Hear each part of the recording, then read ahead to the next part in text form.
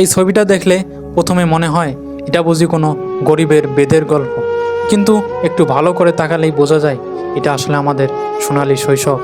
কলার পাতায় বানানো একটা ছোট ঘর, ছাদ, দেয়াল, এমনকি বিছানাও কলার পাতা। তার ভেতরে শাড়ি করে ঘুমিয়ে আছে কয়েকটা শিশু।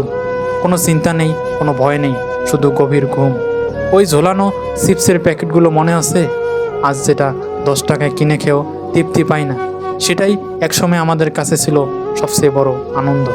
খালি বোতল, টিনের কৌটা, এসব দিয়ে চলতো আমাদের শৈশবের সংসার, আমাদের রাজ্য, আমাদের স্বপ্ন। তখন আমাদের কিছুই ছিল না, কিন্তু মনটা ছিল ভরা।